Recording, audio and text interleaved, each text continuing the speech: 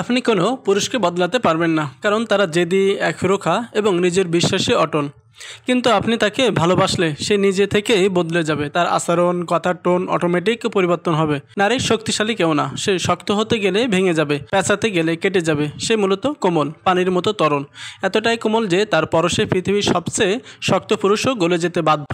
কখনো সংসারে অমিল দেখা দিলে একবার নিজেকে যাচাই করুন, দেখুন আপনার আচরণ নারীসুলভ আছে কিনা। আপনি কারো শখের নারী হওয়ার আগে ভাবুন, কারো শখের হওয়ার মতো করে তাকে ভালোবাসতে পারছেন কিনা। তালাক হয়ে যাবে, সবাই উপস্থিত, সালিশ চলছে, তখনও কোনো স্ত্রী নারী হয়ে উঠলে কোমল স্বরে একবার পুরুষকে চাইলে স্বামীর পাহাড় সম রাগ নিমিষেই বরফ শীতল পানি হয়ে যায়।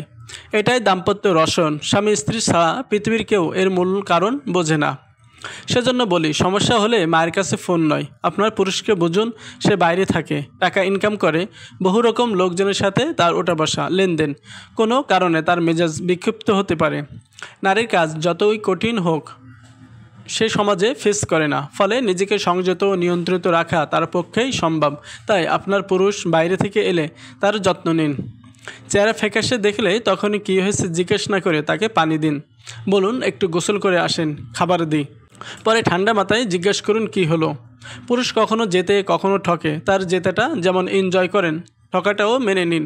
সে কোথাও লস করেছে মানে তাকে বকাঝকা করবেন এমন নয়। হেরে যাওয়ার অনুভবও তারও আছে, বরং সাপোর্ট দিন, সহজ করুন, সময় বুঝে পরামর্শ দিন। এই যে ম্যানেজ করার ব্যাপার, এটা নারীদের কাছে আছে। ঠিক এজন্যই নারী সুকুন, নারী শান্তি, নারী পুরুষের মোহ। যে নারীর কণ্ঠ পুরুষের চেয়ে উঁচু, চলাফেরা অতি আধুনিক, পুরুষোচিত, সে নারী ময়ূর থেকে কাক হতে চায়। নিজের মোহনীয় সৌন্দর্য ছেড়ে বিদ্যুৎ হতে চায়। এমন নারী যত সুন্দরীই হোক, তার সংসার হয় না, হলেও মরচে ধরে যায়। বাচ্চা কাচ্চা বা সামাজিকতার জন্য কোনো রকম টিকে থাকে, একে জীবন বলে না, বলে ঘানি টেনে যাওয়া। সুতরাং নারী, আপনি বরং নারীই হন, কোমল হন, শান্ত হন, নরম হন, সুকুন হন। দেখবেন পাথরের মতো পুরুষও আপনার ফোঁটা ফোঁটা ভালোবাসার সামনে নিজেকে বিলিয়ে দিতে বাধ্য হবে। আছে। ঠিক এজন্যই নারী সুকুন, নারী শান্তি, নারী পুরুষের মোহ।